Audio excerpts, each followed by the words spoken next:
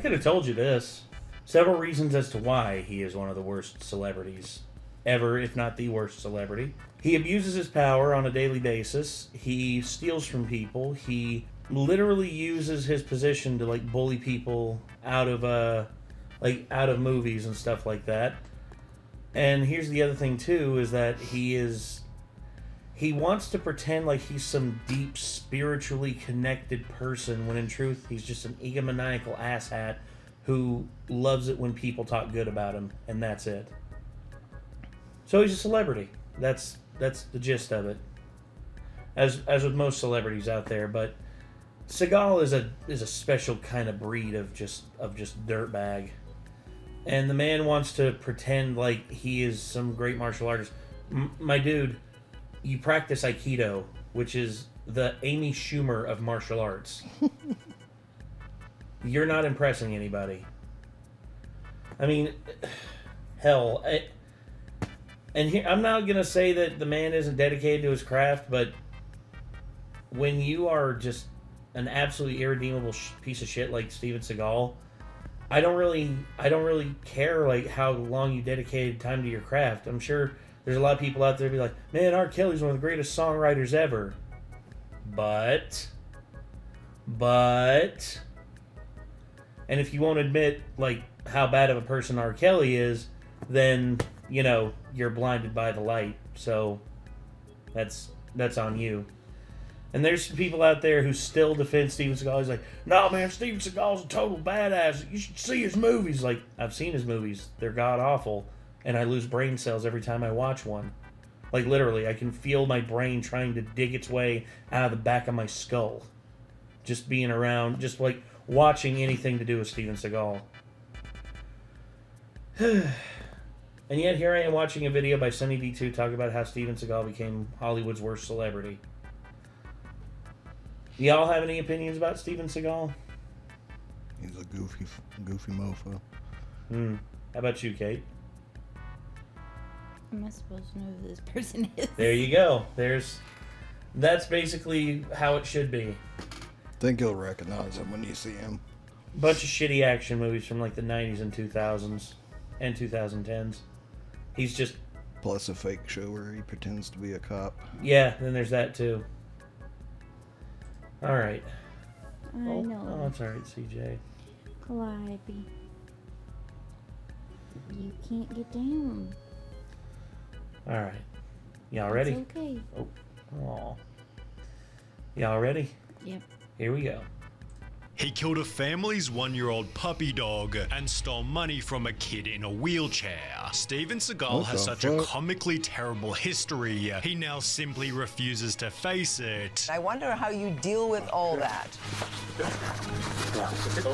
Hello, Steven Seagal. Number 1, treating other actors terribly during filming. I have a family member that worked with him years ago on a low-budget film. Steven Seagal was miserable and rude, but it only gets worse from here. Whilst filming for the movie Exit Wounds, stuntman Stephen Quadros explained that Seagal would unexpectedly kick guys in the nuts to see if they were wearing cups, which was also mentioned by a different stuntman in a completely unrelated interview.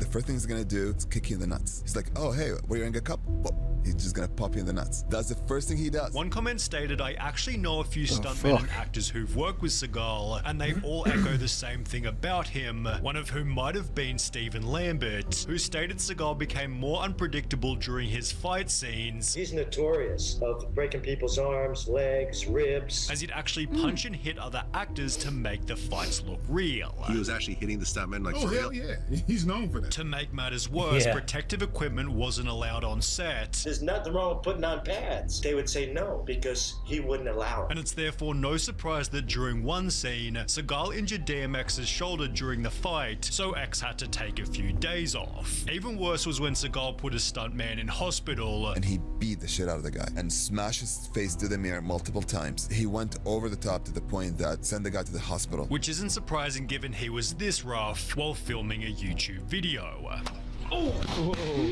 right? Yeah. I wasn't ready. As a result, actors have to be extremely careful just to appear alongside him. You got to keep a third eye on what he's doing. And if you're not good enough, he's going to hurt you. Although not only because of unexpected injuries. Seagal would show up on just set farted. demanding insane movie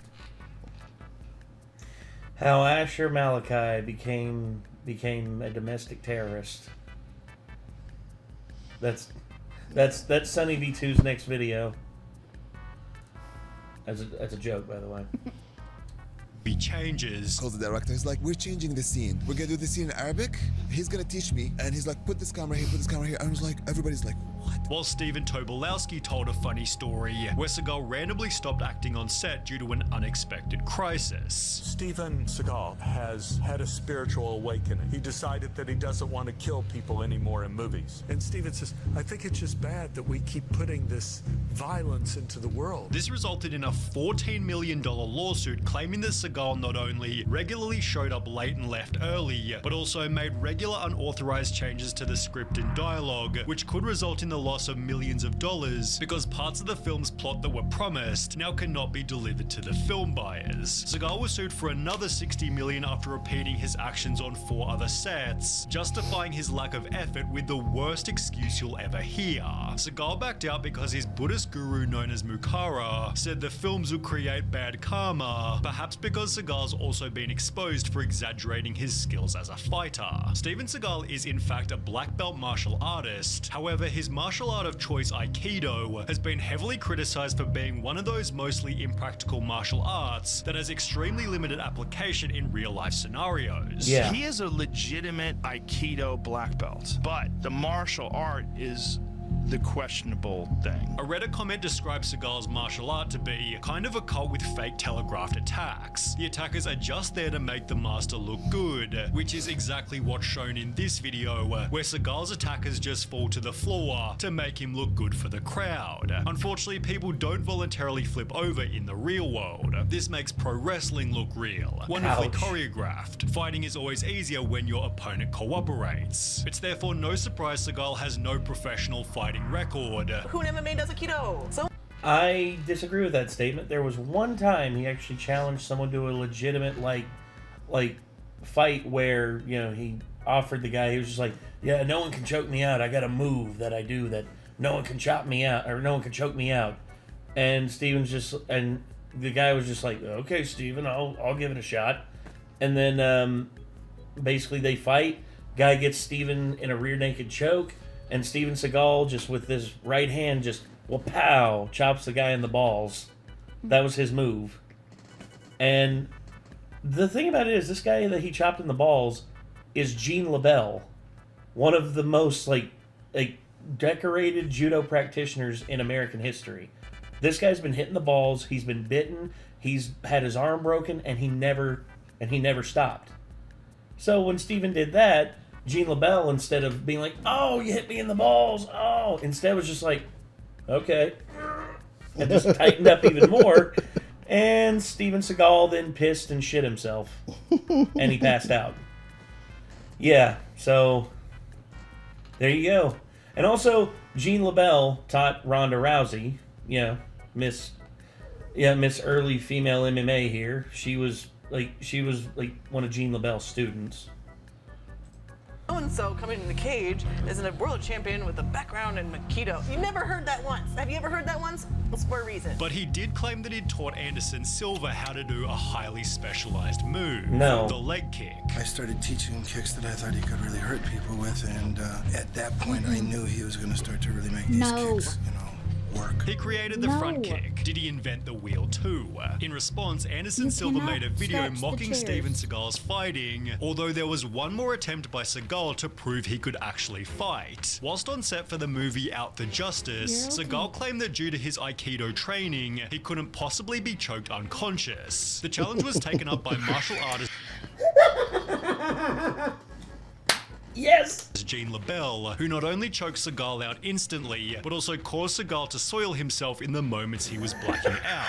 When asked about the incident, LaBelle stated, "Sometimes Steven has a tendency to cheese off the wrong people, and you can get hurt by doing that. So if a guy soils himself, you can't criticize him, because if they just had a nice big dinner an hour before, you might have a tendency to do that." Seagal responded by claiming that he and LaBelle had never even fought. There was never ever any confrontation with him ever. And if Gene is saying shit like that, he should be ashamed of himself. And so if he said that, he is a pathological scumbag liar. Although nobody believes Seagal's side of the story, as he has his own list of well-documented lies. For example, Seagal made the insane claim that he was honored as the first private citizen to destroy a nuclear device, whilst also claiming he was recruited by the CIA to help carry out undercover missions.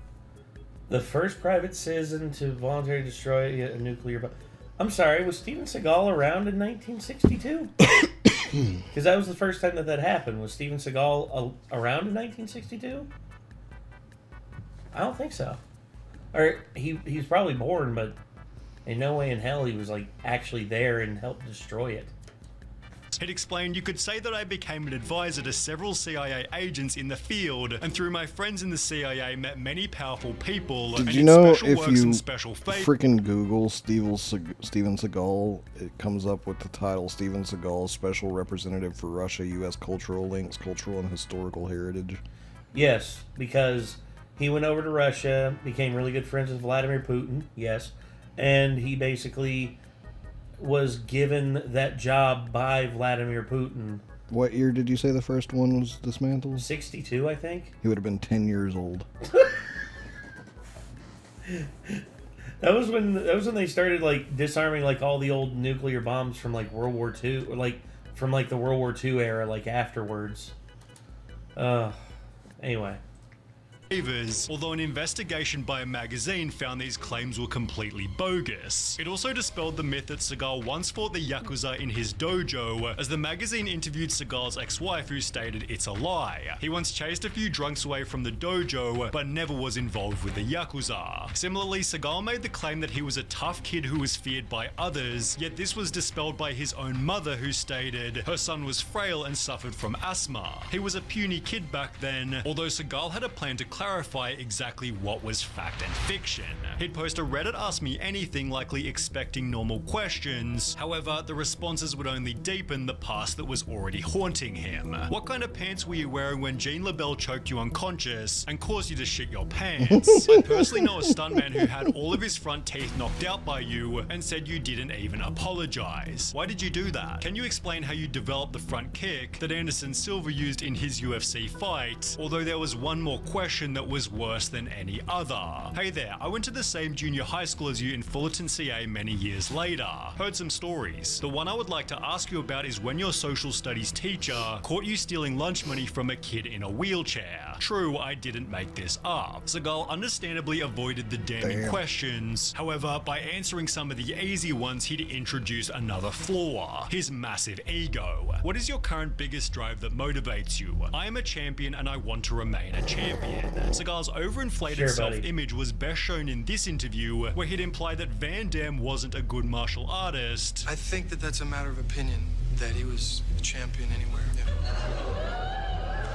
Which was then proven at a party when the two came head to head. The party was hosted by Sylvester Stallone, who stated, Van Damme was tired of Seagal saying he could kick his ass and went right up to him and offered him the chance to step outside so he could wipe the floor with him. Seagal made some excuse and left. Van Damme, who was completely berserk, tracked him down and again offered him a fight, and again Seagal pulled a Houdini, yet Seagal unsurprisingly stated it was Van Damme who ran from him. Is that true he got in a fight with you? No. It'd be like me squashing an ant. If he sees me, he runs. It's therefore no surprise that Seagal despises Van Damme. Thoughts on Jean-Claude Van Damme? Can I laugh in your face? Do I think Jean-Claude's a tough guy in martial arts? No. However, Van Damme has only ever said positive things about Seagal in return. I met the guy a few times. He's a nice guy. Doesn't like me much. I like him a lot. Good guy. Good charisma. He's got something special on the screen. Another example of Steven... Jean-Claude Van Damme's just a nice dude. That's the thing. Act, yeah. Everyone talks shit about Jean-Claude Van Damme. He's actually a nice guy. He actually is a really nice dude. I don't really talk shit about Van Damme. No, not you, but there are other people out there who do and say that he's a tool. Oh, he's just lucky. He's like a handsome dude from Europe who can semi-do martial arts. No, there are people who know like Dutch kickboxing and know how good and how athletic he is with his moves. And while they're a bit like over-exaggerated for for films, like everyone who knows martial arts has said, yeah, Jean-Claude knows what he's doing. The closest thing I've really heard to people talking crap about him is just the Pablo Francisco joke I like to quote. Jean-Claude Van Damme is back in the same crap you've seen over and over and over again. Yeah, well, everybody in action movies does that. Bruce Willis did that. Seagal did that. Stallone did that. Every time Stallone had a solo movie where he was the main star, it was like tall, handsome Italian guy who's a badass, who was like an ex-cop or like a ex-marine and this and that. It's like, Stallone, you cleaned cages for a living.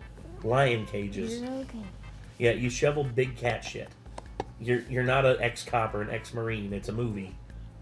Anyway. He's still got way cooler movies than Seagal. No doubt, dude. I'd watch Cobra 1,000,000 times over like Hard to Kill. A story told by Rob Schneider. Finally, Steven Seagal emerges, and he comes out and he said, "I just read the greatest script I've ever read in my life." He goes, "Really? Who wrote it?" I did.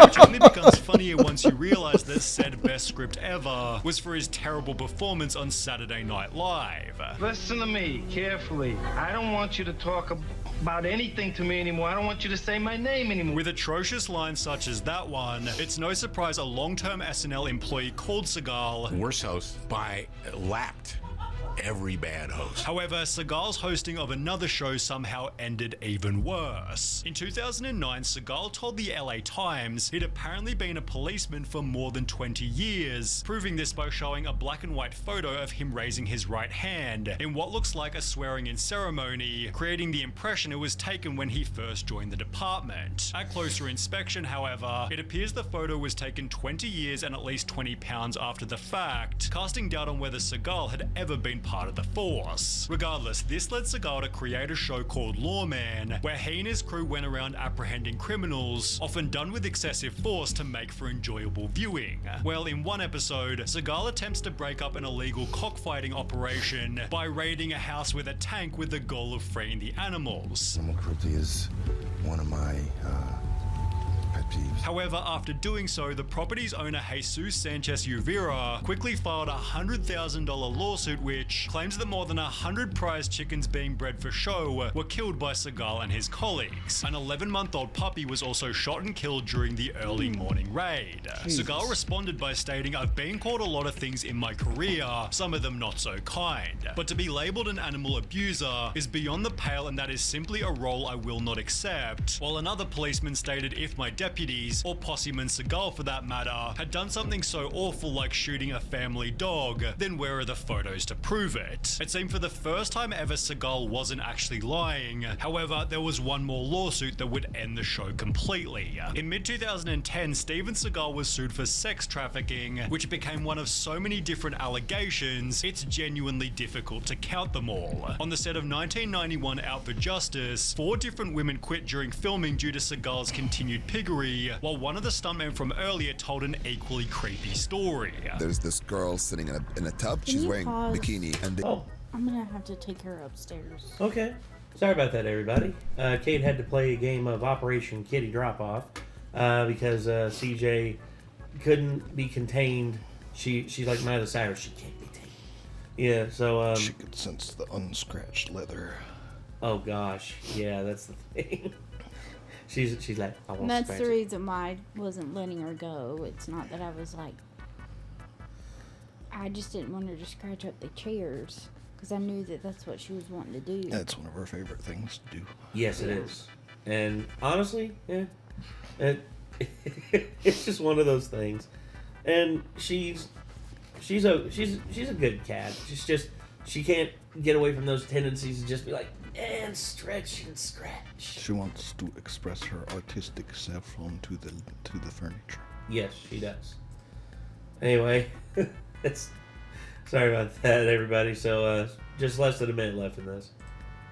They had to convince her that she has to come out of the tub naked. The only thing that might rival his terrible track record with women is his track record with low-rated movies, none of which receiving more than 50% on Rotten Tomatoes or more than 5 out of 10 on IMDb. And with no new movies in the last 5 years, Seagal has opted for a modern method of generating extra income, crypto scams. That's right, ladies and gentlemen, Steven Seagal scammed people with crypto. From Team Seagal, Steven has just become the worldwide ambassador for the Bitcoin second generation cryptocurrency. Despite gaining only 150 likes, Steven was promised 250,000 in cash and 750,000 worth of B2G tokens in exchange for his promotions, which he failed to disclose to the public, resulting in a $330,000 fine. Seagal paid only $75,000 toward his debt before refusing to appear in court, then moving to Russia where he still lives now.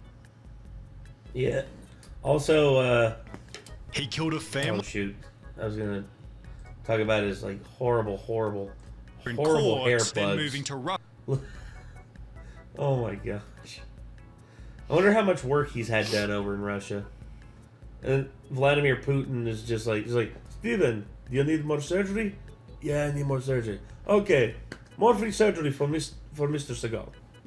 That's all. That's just all it is. What a disgusting human being.